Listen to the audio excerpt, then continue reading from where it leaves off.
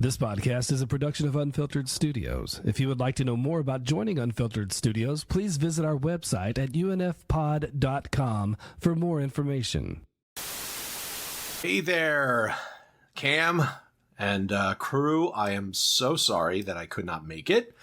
This is what happens when you have kids, man. You just lose track of time and all sorts of things. But anyway, let me get to the point of this. I don't want to belabor this and take up too much of your time. And I appreciate you giving me a little bit of time to soundboard here. But we're talking about Tommy Wiseau, right? Or is it Wiseau? I never know. Anyway, the auteur, the man, the legend, to tell you my experience with Tommy Wiseau. I don't have anything in person, but artistically, I have been a longtime fan, and I absolutely adore him and every crazy thing he does. I discovered him the same way many people did, which is through the midnight screenings of The Room. Living in Los Angeles, I remember driving down the boulevard and seeing the billboard when I first moved to LA. And after having seen a midnight screening of that, I'm guessing sometime in like the late aughts, maybe 2009, 10, I found that short that he played in called The House That Drips Blood on Alex. And I thought, what the fuck is this? Who is this guy? And then I got into just following The Disaster Artist, the book originally written by Greg Sestero.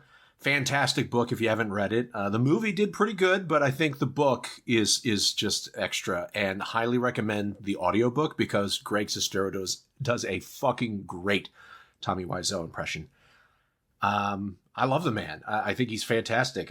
From an acting standpoint, I thought he was just wonderfully himself in Best Friends or Fiends, however you want to call it, Friends Volume 1 and Volume 2. He's just a fucking national treasure from wherever he is from. We don't know. He won't say. I don't know. Anyway, I think in the pantheon of bad film directors, different film directors, I think he's outdone the likes of Ed Wood. And I don't know if he is quite in the same arena as Neil Breen. Getting close. Those two are so similar but so different at the same time. Neil Breen is prolific comparatively, while Wiseau really had his big his major rise with The Room. It's I don't know, man. He's at turns unique, but also a welcome addition to the pantheon of strange directors. Anyway, this wasn't a whole lot to say, but I appreciate you giving me the time. Enjoy the conversation, guys, and make sure you check out Tommy Wiseau's latest film. I believe it was called Big Shark. I haven't seen it yet, but it looks fucking terrible, and I can't wait to see it. All right. Thanks, guys.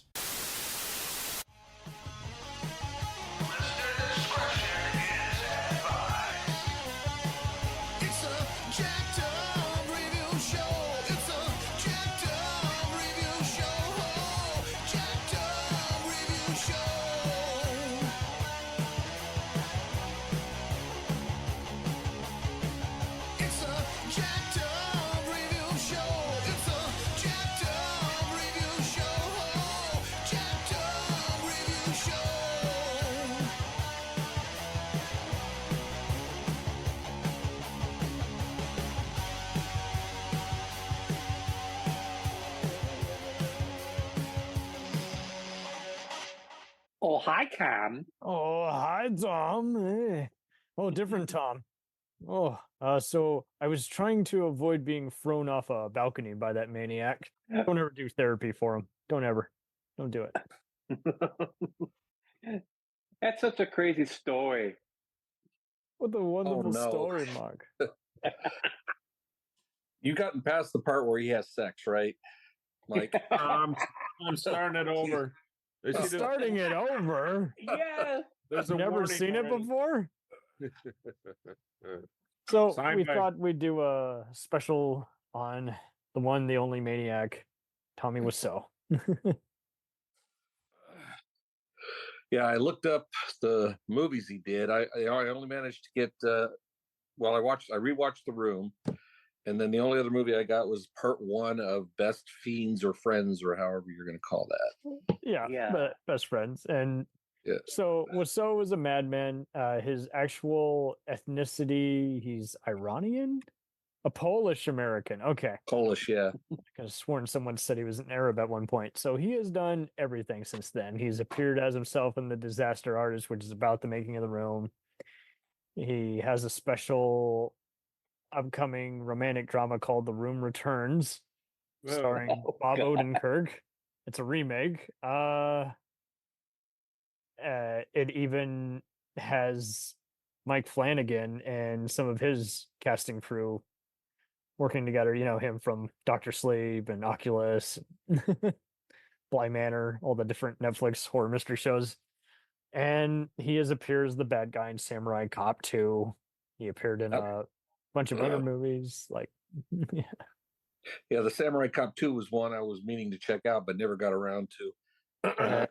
and I haven't seen Big Shark, but it's a giant shark movie where fighters must save all of New Orleans. I saw a trailer for it. It looks like he's trying to cash in on Sharknado to me. Yeah.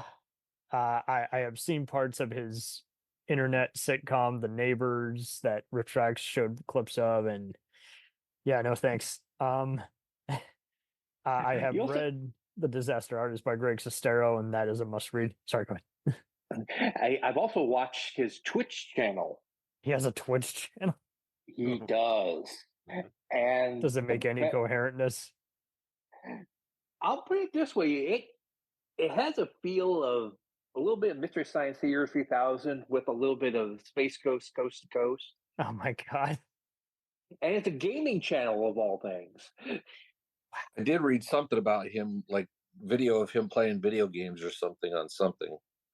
I don't remember where it was, but I think it's just so funny though, just how he marketed The Room as a comedy when it wasn't working at first. Or actually, no, he marketed it as a drama. Then when the naysayers came in, he was like, "Oh no, we meant for it to be a comedy." And then he's reversed it all over all these years. Just he's embraced the whole Rocky Horror type. yeah, well, yeah, in The Disaster Artist, it kind of plays it off like, he premieres the movie and then he gets back on stage afterwards after he's had a discussion with Sestero in the movie. And It is so wild how he just goes back and forth. And Riptrax said that when they were trying to acquire it from him, he would go back and forth on that. Oh, you're not going to make fun of it, are you? And it's like, yeah, no, not at all. I did see it, it was cool, for the longest time I would have that on repeat. I would watch the outrageous movie and just try to make sense of it. And of course there's no point. It's like a David Lynch movie, only it wasn't intended to be this incoherent. But seeing the live version was awesome because they updated all the jokes to even creepier remarks. Like they changed it up to some Bill Cosby and Weinstein references. And who was the one guy who was in that HBO documentary who finally admitted to killing his wife?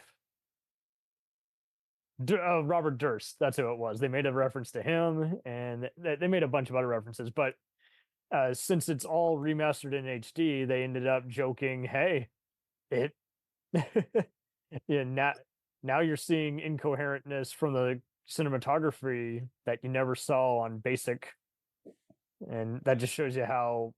But I feel sorry for the cinematographer because he did a lot of co-directing, but he took his name off it. Oh, I bet he wishes he could cash all those checks. I'm not surprised Bob Odenkirk's doing his take on it because I remember his colleague David Cross referring to it as one of his favorite comedies. Christian Bale as well, and they were in on the joke. They're like, it's not meant to be funny, but I laugh at it every time I watch it at a midnight screening. Well, you mentioned Bob Odenkirk. He was in The Disaster Artist too. It's amazing how many people had a small part in the movie. Yeah. Yeah. And to bring an NST angle into this, you know who else thought it was thinks it's a really good movie? Patton Oswalt. Of course. I love Patton. Oh man. Wow. I gotta tell you, I was watching it again, yesterday, and I'm like looking at the scene. Well, first of all, his girlfriend is amazingly, you know, uh, evil in this movie, Right. Starting and a it's love like, triangle and well, trying to turn yeah, him. and then it kills me when she's like, coming on to Greg Sestero, and Greg Sestero's blaming her for, hey, he's my best friend, and then he goes to sleep with her anyway. Yeah. It's just like, and it's all so underdeveloped. And having read the book, and, if I had actually worked on it, I would have been like, fuck you, I quit. But it's just so funny how, from this angle, I think the reason it works better than an actual like amateur production or just incoherent movie is, I guess, just they really did, like every bad movie that we all have seen a bunch of times, it had people who actually believed in it, even though none of it was coherent. There's several times where Wiseau kept spilling water on the set and almost getting it too close to the gaffing equipment. The checks freezed, and that was an unpleasant situation. I had fun watching Best Friends Volume 1 and 2 online, and I think the reason I found out more about it was Fathom Events kept promoting it, uh, and Paul Scheer, who had Greg Sestero on for a live, How Did This Get Made episode of The Room, ended up playing a key role in both movies. Well, yeah, I was actually surprised when I started that, because I only watched the first part of that part one. And I was actually surprised to see Lionsgate's name attached to it. Yeah, they didn't care. They're just like, fuck it, we'll do it. Grindstone Entertainment, yeah, just Sestero Pictures is one of the production companies that comes up. I found them pretty reliable, and my sister has a theory, and you can say whether you agree or don't agree.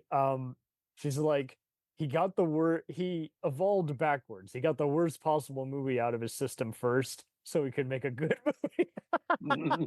So it's been 20 years. Where's the good movie? It's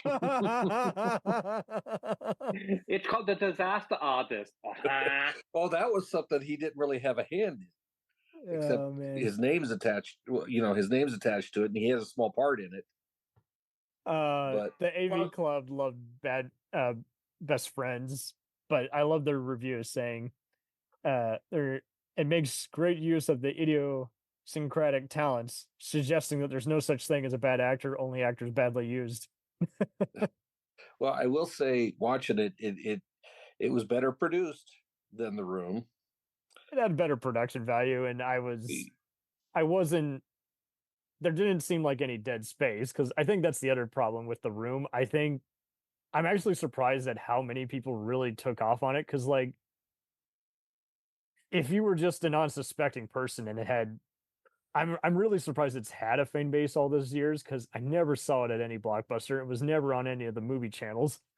It played as like an April Fool's gag every once in a while on Adult Swim, but for Valentine's Day sometimes. But it was always one of those. It's like, if you weren't anybody else, you would suspect you were watching a really badly made like indie drama or Skinamax movie, and it doesn't work on those levels either. So that's what's just really just made me guffaw at it over the years. It's like, Yeah, how did this movie that should not even be talked about get talked about?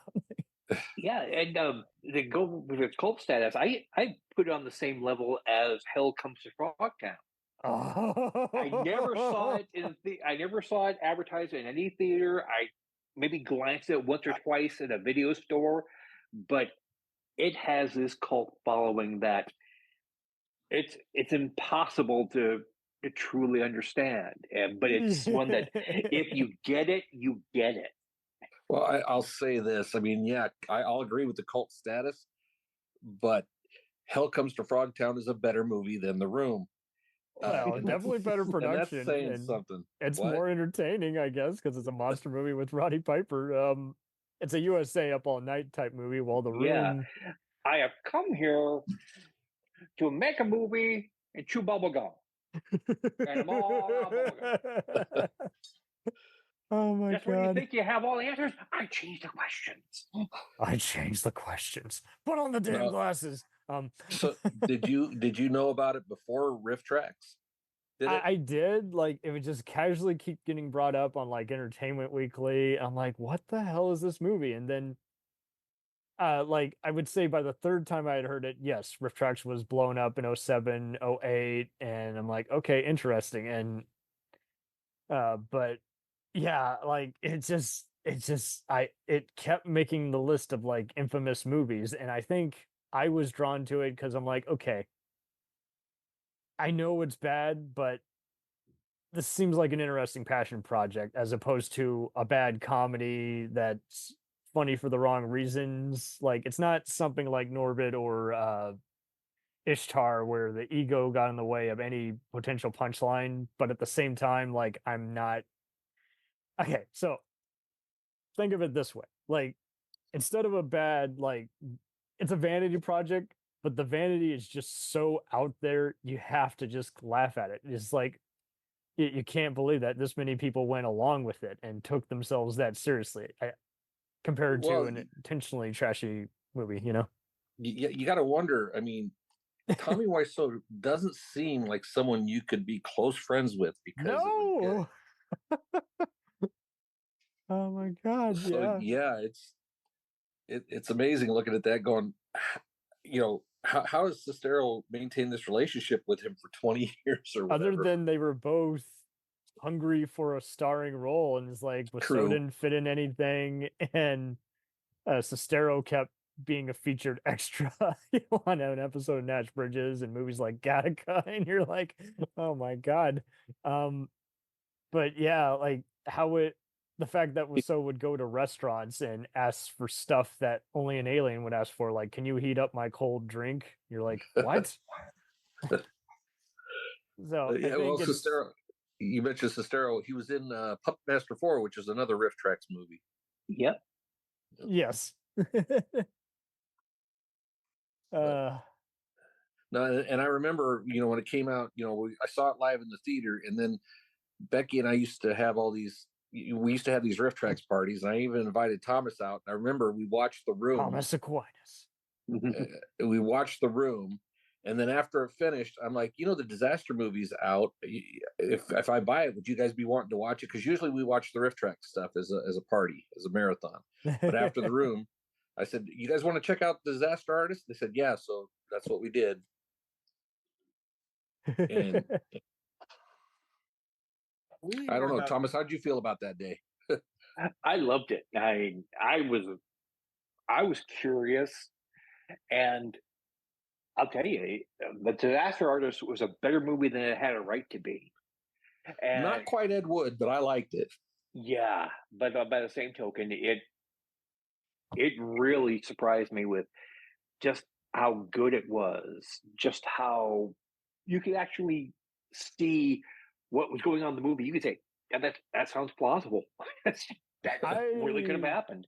I enjoyed parts of it, but I was kind of let down by it since they really did Hollywoodize a lot of it. Well, you know, it's like I read that like The Room was based on a novel, an unpublished novel that he had wrote, and if you're watching the movie, it looks like he's just like writing it up on the fly, trying, you know, going out of his way to make the movie. Yeah, you know, and it was a script. I would definitely like, if anyone wants to do any other version, like just talking about the making of it, or just dramatize like other like doomed movie sets, like Heaven's Gate style, I'd be up for that. I would like to definitely see the cinematographer like get in there and just describe his difficulty. Like, because I'm sorry, did they make a documentary on that? You can actually find. Here's the thing: like, Wiseau is so picky about who does or doesn't get to sell it. Like, the Blu-ray's out of stock. I had to get mine from eBay just to give to one of my filmmaking buddies. It's one of those, like, it's just very hard to track down. Like, just I found it on YouTube with like foreign language subtitles. Oh my word. There is a making of doc that's like from the old DVD, and it is just priceless. Like Wiseau is into it. And if you hadn't seen an inch of the movie, here's the sad thing. You would think he's an actual guy trying to make it. He doesn't do his usual, oh, you're just crazy talking. And I'm just like looking at him, I'm like, my word, this dude legit thought he was doing like a Coppola level, movie. And it's just so priceless. Like, and kudos to whoever was filming it. They made it look like everybody was engaged and believed in his passion. They didn't, but it's like, I think it's also a good example though. You do have to have mostly everybody, have your back. Otherwise, again, nothing gets done. People think, hey, I'm just waiting for my next gig or a reason to leave, Well, and there's also the allusion to his bottomless pit of money. Yeah. And so that's what's just also crazy. You're just like, so it's like he was doing like realtor and Wall Street stocks. And when I'm sorry, I can just imagine Tommy Wiseau doing a real estate showing.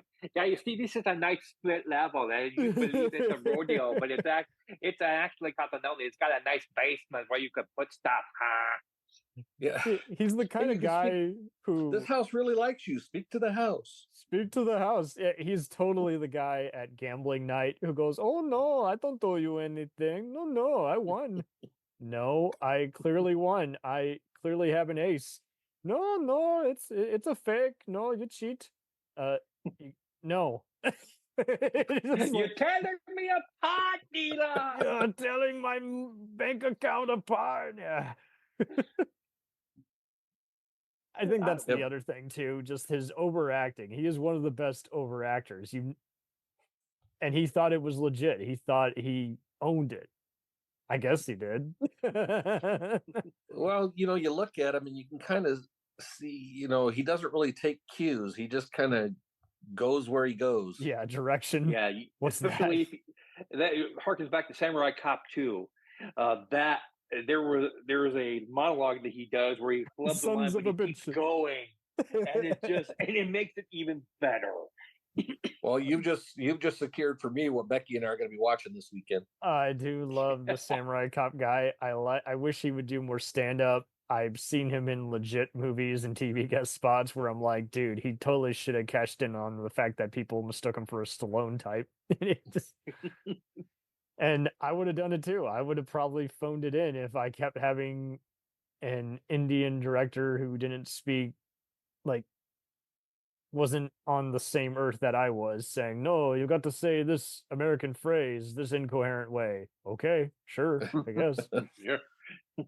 When is my wig on this scene or no?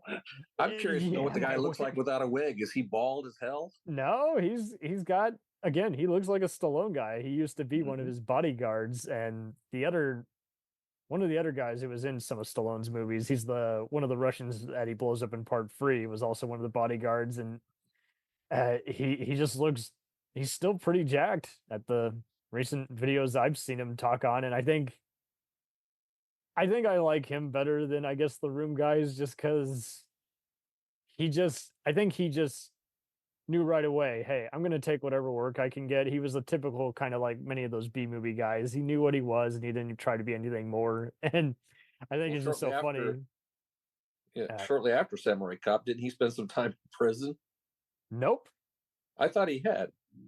Who was in prison? The lead actor there. I thought I read that he was in prison. Prison Samurai Cop. Mm-hmm. But I mean, I could have misread, but I could have swore that's what I got from it. I'm not seeing that, but well, either way, I mean, I just feel sorry for a lot of the other Room actors. I mean, the fact that you change the psychiatrist mid movie, and it really is one of those that goes past me each viewing. But yeah, by the third viewing, you're like, oh, they called him a certain name. He's clearly supposed to be the same guy, and he looks nothing at the party breakdown scene. And I do love I used to go on to different forums, even other stuff than IMDb, and I love seeing people who legit were obsessed with it and thought it was a good movie, and they would try to defend every plot hole. I'm like, no, no, no, stop. Nice try, but stop. Disaster Artist, at the end of the movie, they're showing clips of Yeah. stuff they tried to refilm, and it was actually looking like pretty good retakes of it. They did their best. I have always done, much like when YouTube was first becoming a sensation and people would do their own fan-made trailers, like re-edit a movie to make it look like this. I loved how people were trying to make The Room look like a psychological thriller or an actual dark comedy, and it was priceless. Yeah, and the fact that there's still people today doing variations on The Room and still talking about The Room. Yeah. During my hard research of looking at YouTube all day, I came across something the way they combined Avengers Endgame with parts of The Room, with part of the techno music video where they did basically the "Oh Hi Mark" kind of thing, and that's amazing. And it killed. I was howling laughing. My wife was saying, "Are you okay?" It's like, oh, this is exactly what I needed. And if you get a chance to look for it, I believe it's called Avengers Friend Game. Avengers Friend. Oh wow, I can only imagine. Believe me, it is more wonderful than you could ever imagine. I love it. I that's what I applaud for all the YouTubers who are doing that. It's just like, just to take all those clips and take it out of proportion. I've loved, I've seen just about everybody do something. I've seen people make Planet of the Apes look like a satire. I've seen people make a show like SVU look like a sitcom. I'm like, see, that's fucking awesome. I love it when people just have this much free time and they have actual legit video skills. We're making like Deep Space Nine, or well, maybe not Deep Space Nine, but The Next Generation look like an old Star Trek cartoon episode. Yes. Oh my god! And going back to the Avengers Friend Game thing. I'm going to spoil a little bit of it, but when you see it, you will howl laughing. You'll say Tommy Wiseau in the Hulkbuster armor. No, I can't remember what it was, but Becky and I have been watching stuff where there was actually a reference to The Room, and my wife looked over at me and she goes, I wouldn't even get that joke, except that, you showed me this stuff. And I said, so I've enriched your life, huh? And she goes, okay, sure. We'll return after these messages. If you like small-town mystery, crazy news, and wild history, then the Florida Men on Florida Man podcast is for you. Each week, Josh Mills and Wayne McCarty bring you the absolute best Florida has to offer. So if you're looking for a show that's safe for the family, but funny enough to help you escape everyday life, then listen to the Florida Men on Florida Man podcast. That's Florida Men, plural, on Florida Man podcast. Hey, it's Brent Pope, the host of Breakfast with Brent Pope. You've seen me on some of your favorite TV shows saying things like, "Give it up, Jimmy. You got to sink this putt to win." On Breakfast with Brent Pope, I sit down with guests from the entertainment world, and we do it all over breakfast. Or should I say Brentfast? Every week on Brentfast, you get inside Hollywood info and tips, great breakfast recs and booty debates. Most of all, you get the most delightful 30 minutes of your week. So dig in. It's Brentfast time. Listen at Brentfast.com, Apple Podcasts, or wherever fine podcasts are found. The Jacked Up Review Show podcast is honored to be part of the Blind Knowledge Podcast Network. Join anytime, talk the talk, and enjoy yourselves. There's something enlightening for everyone with this crowd of cool cats. Check them out.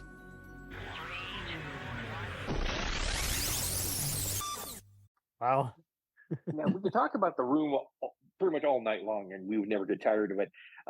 Best Friends went into, I got to watch trailers of it. I had to see a couple of the critical responses to it online. And one thing that stuck out to me was at least chapter 1 or volume 1 had a feel like A Simple Plan. And it was hard for me to buy into having that many gold teeth to sell. yeah, but the whole thing was with the ATM machine and trying to get the money out, and there's stuff in there, and there's a woman involved, and it was like that hit me like a Simple Plan. And Well, then was it like when I saw A Simple Plan. yeah, what, that I love ATM that movie, machine, but that I'm just was trying to imagine Greg and Wiseau as that concept. oh, it sounds like we're getting rain out here. yeah. It's Wiseau coming up to your doorstep saying, "Stop Yeah. making fun of my movie." Well, yeah, I kind of wondered if that ATM was like a converted safe or something, because I remember seeing him like mess with a dial for a safe when he was at that ATM. So I wondered if he just had a That's safe what's just so inside. weird too. Is just like you would think there's been so many great financial thrillers and that bring up ethics and everything, and the fact that he couldn't even transition that, like you keep saying, hey, he's a businessman, but it breaks. Don't get me wrong. What it does wrong is what makes it so fascinating. But you would have thought is like, even for an ego-headed filmmaker, if you're talking about, oh, I'm an important rich businessman, it's like, I want to see what he does at his office. Even Birdemic had the nerve to show what happens at the bland character's office. You know? Well, yeah, and everything he sells for like $1 million or whatever. Yeah, and everyone's like, "Oh, you're so good," even though we don't get at all why he's so-called charismatic. He's just weird. Have any of you gone to see Greg Sestero screening The Room? He's doing it right now. I had no. He's still doing that. yeah. Wow. Yeah, that's he did in Grand Rapids a year and a half ago. That's where I picked up first time I heard about this. He signed it. Oh, hi, Mike, Greg Sestero. Best Friends Volume 1 and 2. So that's the first time I heard of that movie. I also asked, he did a Q&A, and I asked him 2 questions. I said, oh, You're Tearing Me Apart as a homage to Rebel Without a Cause. And I said, also, when he's trashing the room towards the end, was that a takeoff on Citizen Kane when he does the same thing? And he said, well, we definitely did the James Dean reference, but other people have said that does reference Citizen Kane. Disaster Artist kind of alludes to that. Okay. That especially the You're Tearing Me Apart part. Yeah. That's wild. And I think he did say various stuff on how he's inspired by all these screen legends, and you're like, you couldn't be any less than those guys. And I do could. I mean, he could have. I mean, he's still leagues ahead of Michael Bay. I gotta say, the Disaster Artist movie, when the scene where Tommy realizes they're making fun of him, it was kind of moving. Actually, it kind of got to me a little bit. They build it up, And in the Disaster Artist, when they're doing the screening of The Room and everybody's like laughing hysterically and stuff, and Greg's like, "Hey, just listen to them; they're having a good time."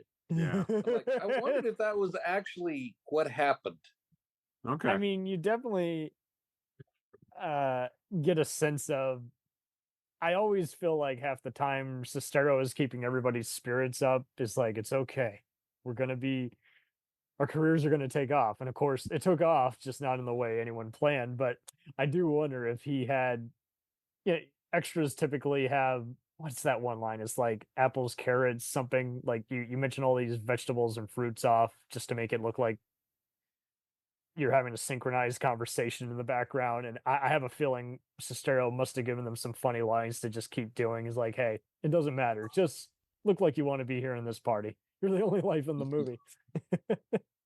Yeah, well, going back to The Room, I see you got the mother who's got undiagnosed. You never gets the breast She's cancer. She's a plot device. You get you get the 18-year-old college student that he's paying for a room for in that building, who acts like he's 10. Yeah. And why is he going up with them into the room when they're about to? Well, right, exactly. Right. That was, like I said, it acting like opens he's the movie. 10. It's The very- title very odd. It's location very odd. really doesn't have much of anything to do. Is it supposed to be this is the cheating place? Is this the place where I'm? And why did he have to resort to even suicide at the very end if he's so rich and everything? Like all this underdeveloped stuff that just keeps making it go, what? Yeah. And I want to know more about Danny's drug problem. And of course, Riff does a good job about making it look like he's a perv. But I will say this: They didn't have to do anything to make him look like a perv. I know he just had the look, but like, why is he? I like. It's the drugs. No, okay. The drugs may I've heard perverted. people Okay, say cool. the drug dealer is the best actor in the movie. I'm just gonna say this. I don't think anyone is sexy in this, save for Michelle, played by Robin Paris. Oh my word. And I felt like she had legit charm, unlike anybody else who just seemed like they were just high or something, just not really engaged. Did her career go anywhere? Not really, but Nope. she's a nice gal. No one's career really went anywhere, but Yeah. which is a shame because I think even the psychiatrist guy with the glasses who's they're threatening at Peter. one point. I Peter, kind of yes. wondered in that Kyle best Vaughn. friends part. Kind of wondered in that best friends part 1 if any of the actors from the room were in that. If there was any of them. It Besides- pretty much was just Paul Scheer who became close with them when they did How Did This Get Made? But I think that's what was cool about it. Because they were less concerned with how everybody looks and everything and not having to talk weirdly to someone at a coffee shop. I think that's there weren't all these barriers. Because here's the thing with any movie.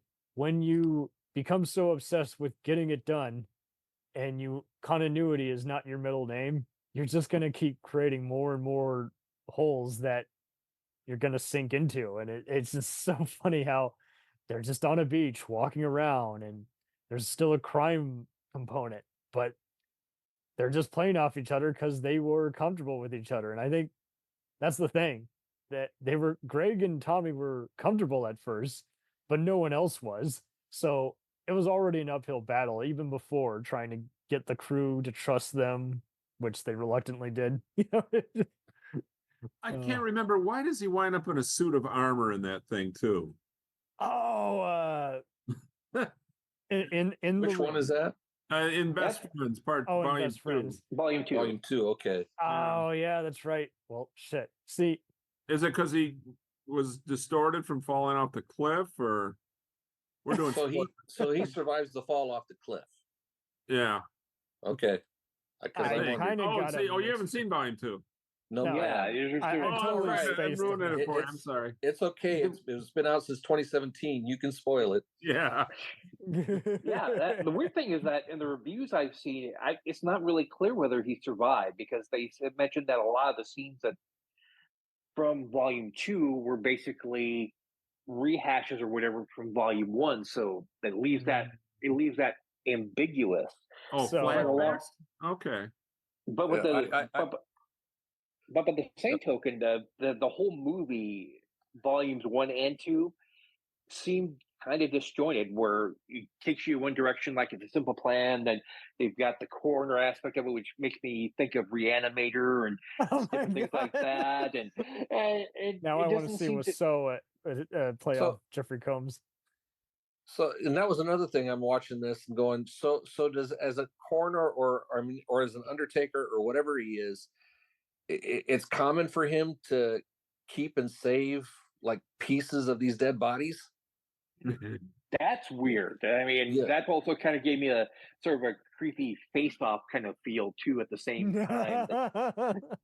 And what's with making masks someone like of his this. face? I think what- it's just we were expecting such a bad movie, and then it was surprisingly laid back and watchable. I don't mind. Oh, it was trying to still a make bad sense- movie, but Oh, I had fun with it, but it was better than before. But yeah, I'll put it this way: I want to actually make sense of it, as opposed because they were actually okay. So they tried on both, but they didn't have all these constant disruptions and rewrites and everything. Like they're embracing their infamous fame and trying to do their own different project. So I would like to actually make sense of that movie versus The Room, where there's no point in making sense of, a broken record. Did they explain why? Yeah, did they explain why Sestero's figure or character was homeless at the beginning? I thought they did. Out of all the plot holes in that movie, I thought they actually. Well, I think they gave some sort of explanation, but it was like a brief one and done. Something about his mom was killed or something. Because at first I thought it was a picture of like his wife and kid or something. Something terrible happened. There was something. But then I see they explain it, and he's talking about like his mother being killed or something like that, and I'm like, so wait, so this happened when you were younger, and you've been homeless ever since? You still got pearly white teeth, No. and a muscular physique. Okay, they should have dirtied him up a bit or something. No, here it is. She died of breast cancer. He was connection is there. Only recently homeless. Maybe that's it. Don't you love though? I got to go back to The Room just before we get back and try and examine Best Friends. Don't you love how in the trailer for The Room, they say Wiseau channels the passion of Tennessee Williams? How in the bloody hell is that even remotely like one of his tragic yet engaging troubled character plays?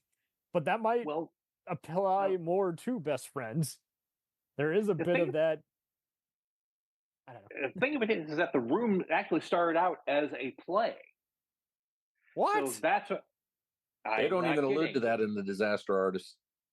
Yeah, it started out as a play, and then it became a movie afterwards. And since it wasn't working as a play, and it was sort of like the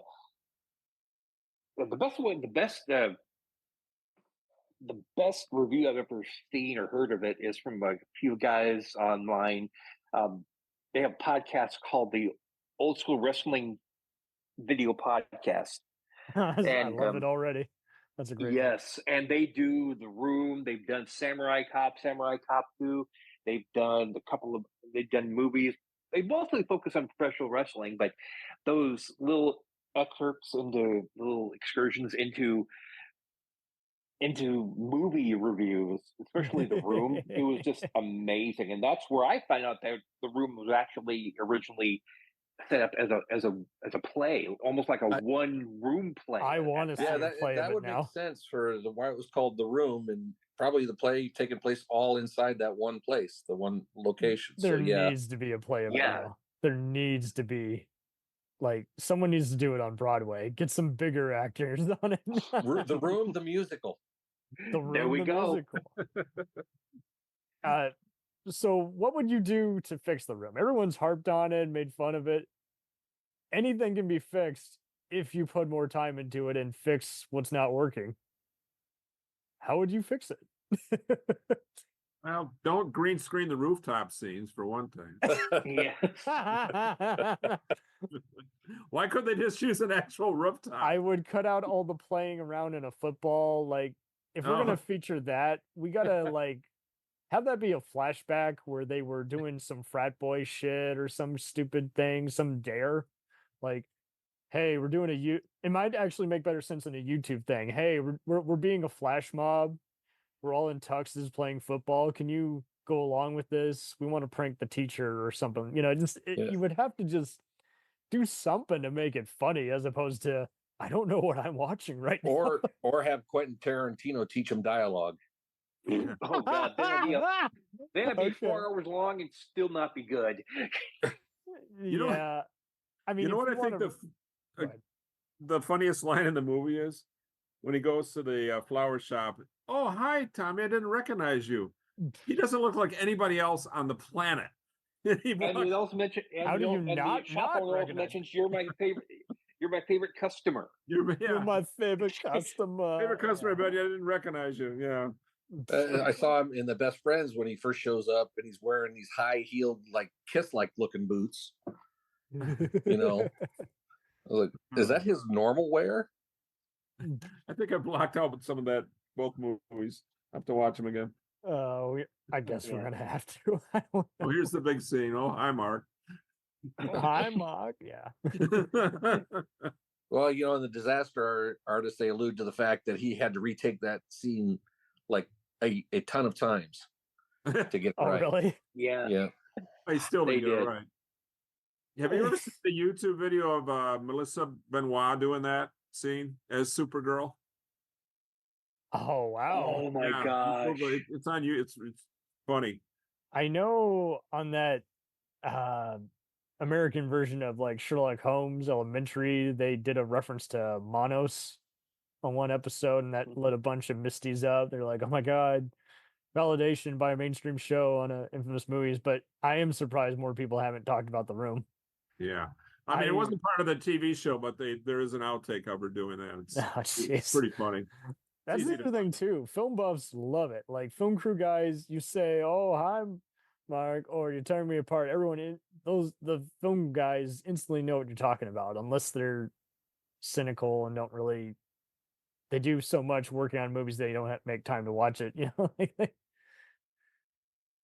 All I could think is that, watching this sex scene, and I'm seeing the girl naked and everything, and I'm like, oh, okay. And then Tommy Wiseau has to ruin it by showing us his body. Yeah, that's the best part of the riff tracks where they're like, "Don't turn around, don't turn around." Oh no! Yeah. My eyes. Well, the riff tracks version, when they break into that song during that, it might be the funniest thing they've ever done. Like go Yes. fetch the bucket from the hill or something. They're trying to distract you from seeing what you're seeing. And you come up with this song. It's really funny. It's a great song. Oh man. Yeah, one of the things to go back to the question about how would you improve The Room. For one thing, Yes. we've already touched on it. Don't let Tommy Wiseau have any input on the sex scenes. Yeah. Okay. So let's say we're remaking it. Like, if we want to bring Okay. Greg back, that's already out of the window. Like, we don't have to worry about anything. Yeah, but a lot of character development and just weeding out the characters that were in there. There were so many characters that really played that best tertiary roles in there. Show that he's having a mental breakdown or something. Otherwise, what's the point of a therapy session if there's no emotional reward to the audience? Yeah, and just try to figure out why did Lisa go from loving Tommy to hating him, or just wanting to be there, or Well, why? Yeah, and she would be hating him and still having sex with him, and then hating him again. And that went back acting and like forth. she's always acting like Mark took advantage of her. Is like, you encouraged me. Mhm. Yeah, and also like You Lisa's forced mom, yourself she on goes me from once. being Johnny's biggest fan to saying you just need to dump him. And Well, Mark, he provides there's for you. yeah, there are so many switches that really don't make sense. So having a little bit more character development, cutting out a lot of the stuff, doing a better job of explaining why Denny's there if he even needs to be there. Was the Room's production being made completely Tommy Wiseau with his script? I mean, For the most was there part, kind of. Yeah. Because, well, I mean, that makes sense because the dialogue didn't make sense. So that kind of makes sense. I love this tongue twister. So, oh man, but again, like, I can't think of anything else which was bad and people still want to even waste time making sense of. Like, usually when it's a lost cause, we just don't spend any more time on it. And it's just funny. Just people want to know more about Wiseau. well, I don't need to know anything more about him. I'm surprised actually when I looked over his IMDb stuff, how much he's actually done since, which surprised me. I didn't think he'd actually done that much. Mm-hmm.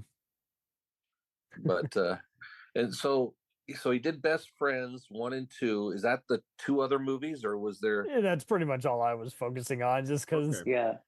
it's just interesting seeing someone want to improve. I always want to give someone the moment of the draw. Like, I don't think the Birdemic guy, for instance, James Yin, could ever improve, but I would want to give him the benefit of the doubt and see what he could do. If he... Well, maybe him and Tommy Wiseau need to team up on a movie. Oh, that won't happen. Just fun fact.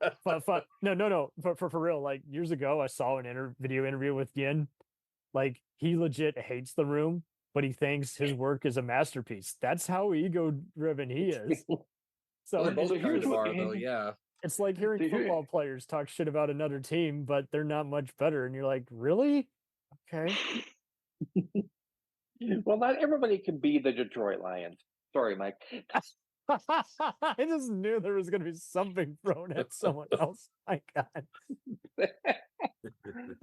But yeah, but the room could the room, Best Friends, all that could really be elevated with just a few major improvements. It's like a extreme home makeover with Ty Burnell and maybe Gary Marshall. I don't know. Have Seth MacFarlane get a hold of it. Hey, Have you Seth play MacFarlane get a Laverne. hold of it. I'll play Shirley. Have Seth MacFarlane get a hold of it and rewrite the script.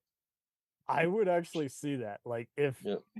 Farland's rebooting so many things with his time, and I can't blame him. I'd probably do something like that too if I wanted to make use of my time. But like, I could see him just, I don't know, like just doing something like that where he just like, alrighty, we're gonna do the Have you room. seen- Straight face. Have you seen the TV show for Ted? Not yet. Did you like it? I liked it a lot. I thought it was pretty good. Okay, shoot, I got it. I got to catch. I know Dana Gould's involved with it somehow. Yeah, that's our boy. Oh, he's involved with Ted? That makes Yeah. so much better sense though. Like that, if you put them in a room together, they do kind of sound very similar. Well, what's that guy? On Orville, the redheaded guy, Goal is like Scott- the biggest. Scott Grimes. Scott Grimes. Yeah, Scott Grimes. from ER. Yeah, he's in it playing. He's in it playing the dad. Nice. Because it's him as a teenager. And I wanted Christopher Walken to play Wiseau in a remake years ago, but I think Odenkirk is perfect just because now he's just showing on just so many paranoid characters that he's played. Well, you know what they say. wait a minute, that's Christopher Walken. I know. Christopher Walken doing Tommy Wiseau, not exactly the most normal thing I've done. What is normal anymore? So I'll tell you this: trash the sex scene, or just make it to where they're about to make out, and the rest is left to our imagination. Don't make this be a stupid, what looks like an erotic thriller. And it's like, no, stop. Just make it just be have the dialogue be taught. If we got to bring David Mamet and Aaron Sorkin in, fuck it, let's do it. Just make it be enticing to where people want to know about these people and why they're such hypocrites and driven by fame and fortune. Just like, and Yeah, there's so much that was left on the table, or in some cases maybe in their mind, in their ass. or the cutting room floor that could have easily have explained things a little bit better, or at least I almost feel like there was nothing on the cutting room floor. This is the fact. I mean, the fact that they had to show the same sex scene from barely a different angle, and you're like, it's the same scene. Oh, now we're getting to the guy talking about his underwears. Yeah. And this, why does he emphasize it that way? Me underwears. the thing about it is that going back to the sex scene, Tommy wanted to do 2 of them, but the actress said, "Nope, We're fuck you." done. So that's kind of where that kind of came from. Good on her. So yeah, sticking up. Oh, yeah, and that's another thing. When he was having sex, it looked like he was actually putting it in her belly button. Well, Well, maybe that's what we do where I come from, which could be out of space. I just got to dry hump it that way just to give it some extra. I don't know. Yeah. See, here we are again, trying to make sense of something that just can't make any sense on planet Earth. No, Tommy, it's down here. Tommy, it's down here. A little more, yeah. You know what else? Going back to not making something make sense that doesn't make sense. The original ending of The Room had Tommy Wiseau had Johnny being a vampire. Ah, Whoa! Oh, that's right. You know, but it would have actually. Okay, so let's just for the record, the film wouldn't have worked still, but at least you could understand why it's just everybody's just so weird. They're not human. I come to suck your blood, huh? They're all his familiars or whatever. Something, man. well, there's been a million love triangle movies, but can you honestly say there's any like The Room? It kind of there's. What do you compare this to? Other than my ass in a black hole. Yeah. It says compare. Or... I got nothing else, man. I got nothing else. Ew. Yeah, this one's. Yeah, Tom's coming in hot on this one.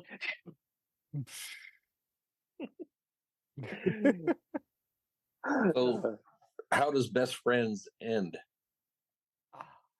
I actually don't remember. I thought I had all the homework done, and you asked me the magic question that I'm not ready. I don't think it necessarily ends so much as it kind of they ran out of money. Yeah, pretty much. Well, I was actually surprised that I'm looking at it. It says Best Friends Part 1, and it's an hour and 45 minutes. What couldn't they tell in 90 minutes?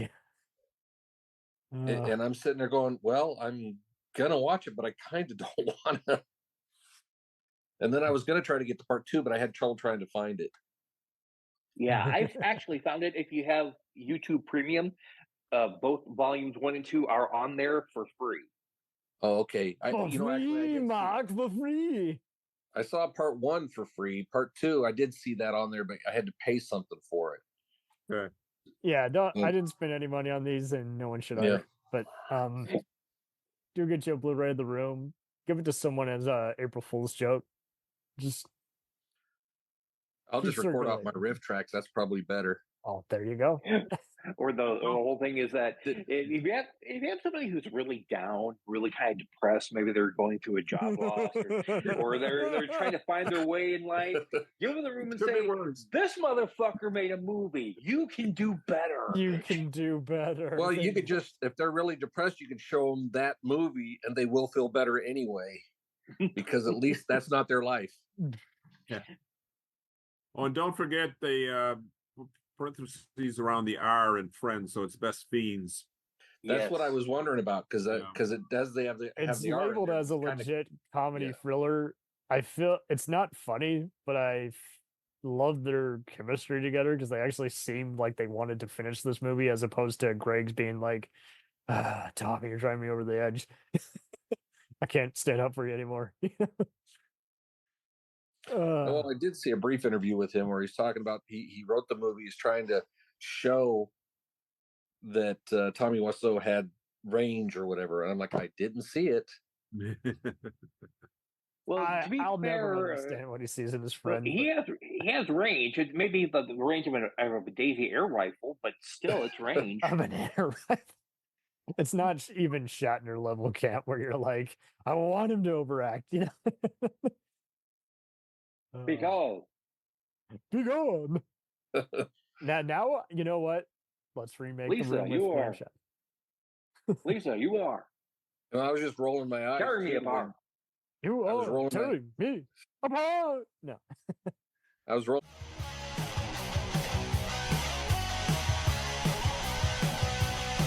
Follow us on the web on Facebook, Twitter, and Instagram The podcast is available on Podbean, Spotify, iHeartRadio, Anchor, Apple, and anywhere else podcasts are available. Feel free to review our show and leave comments on any of those sites. Thanks a million for listening. It's a jacked up review show. It's a jacked up review show. Jacked up review show.